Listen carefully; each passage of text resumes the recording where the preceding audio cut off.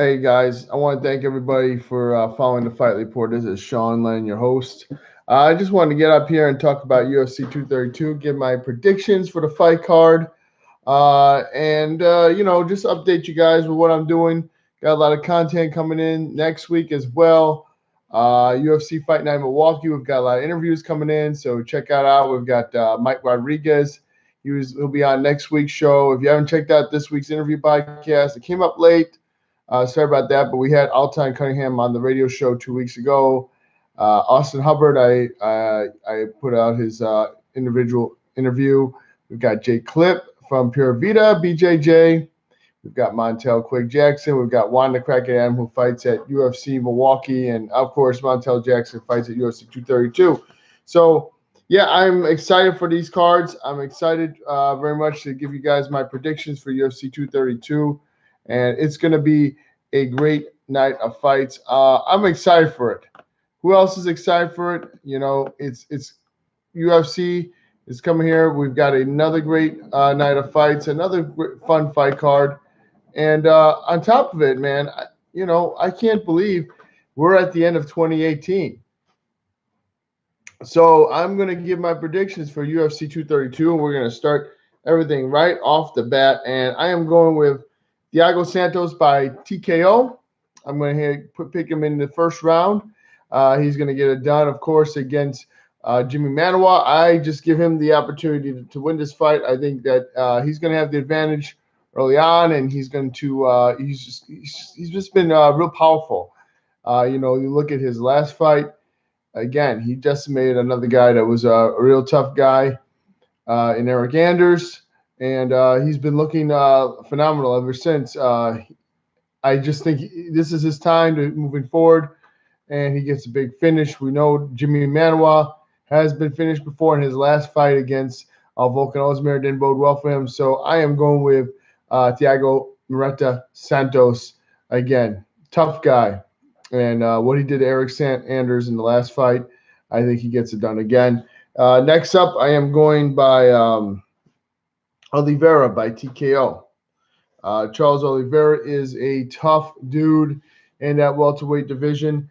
I have to go with him, man. I think he's probably one of the best prospects, best guys we've seen come out there and really show everybody what he's got. I think on top of that, he's really showed he's got a chin. He had that tough fight against Yancy Medeiros, and I feel like that this is his time. I really do think that this is his time to come out there and show everybody who he is. Gunnar Nelson's a tough guy.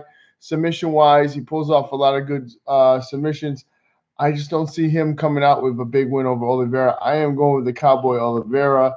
Again, he lost to Santiago Ponzinibbio. That was his last fight. His confidence might be shaken a little bit by that. He may be scared of the knockout. He's looking to take the fight to the ground. I think Oliveira is the perfect guy to counter that. And, he's got not only a guillotine choke win over Carlos Condit, he defeated Carlos Bellastori by first round knockout. He's got all the confidence in the world, and he's going to use it in this fight, and I think he wins it. Next up, we got Kyle Bochniak. So Kyle Bochniak is on the card. I do like him. I think he's one of the top guys in this division, featherweight division, that you may not have heard of him. But listen, he's been through wars. He took on Zabit Magomed and he survived. He went all the way to decision. He's another tough individual. I think that there's a lot of these guys in the featherweight division coming out, and we're going to see it. We're going to see a really tough guy in Kyle Bochniak. Got him by submission. I really don't see his opponent standing toe-to-toe with him. I don't really see his opponent matching him at all, and I got him with the win.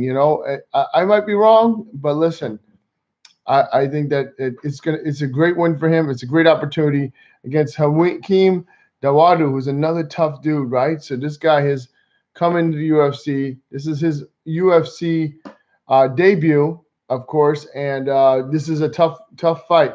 This guy is now. Actually, it's not his UFC debut, right? But he's had 2 UFC fights so far. He's 1-1. He lost his first fight in his UFC debut and recently defeated Austin Arnett. I'm going with Kyle Bochniak on this one. He's 8-3. I see him coming out with a big finish by submission. Next up, we're going to go to the co-main event. Before we do, Claudia Gadelha, Nina Asaf. This fight's getting a lot of hype. We know that Nina trains with, of course, Amanda Nunes. Claudia Gadelha is a tough woman. She has came off a big win in her last fight against back in July, actually back in June against Carla Esparza. She came out, passed that test. Really tough fight. She's got a very durable fighter. I don't think Nina has taken on a tough all-around fighter like Claudia. I think Claudia, when she mixes in that wrestling, Nina might be in trouble. We'll see. But I'm going to go with Claudia on that one. So then we're going to the co-main event, Valentina Shevchenko, Joanna Jędrzejczyk. Here's what I see, man. I see a woman who is bigger. She's coming down from bantamweight. She's going down to featherweight, flyweight rather.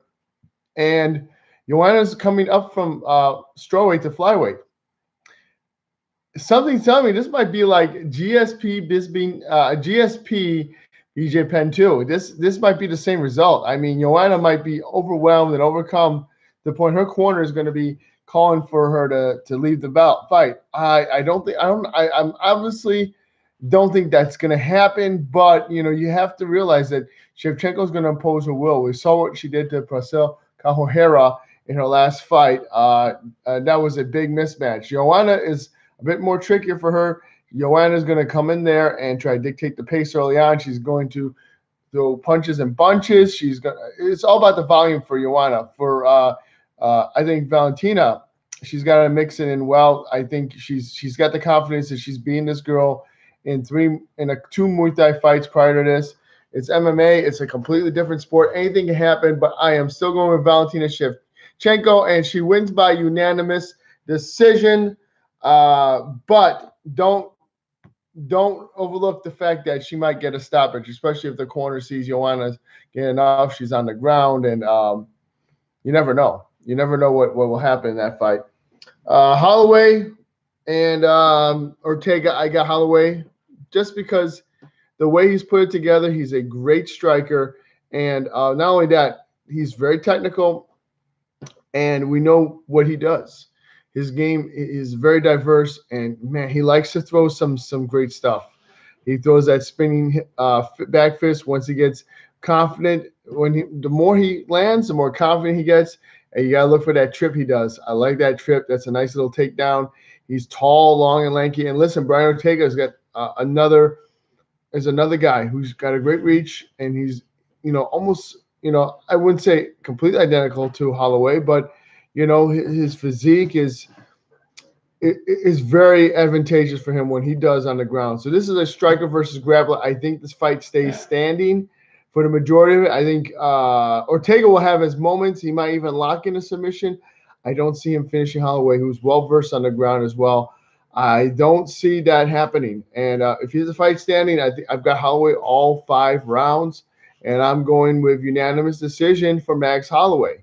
No doubt. So those are my quick predictions for UFC 232. Check out the Fight Report Remote Podcast. We're going to be live at Green Street Local tomorrow night. Thanks, everybody, for checking us out. 130 South Street, Green Street. Check out Green Street Local for the Fight Report 232 Remote Podcast. Shout out to Mikey Oliva, and hit up Green Street Local for table reservations for tomorrow night when we'll be there live at 7:30 for the remote podcast. Thanks everybody for tuning into the Fight Report today. Late night, and we're keeping things fresh always. Take care.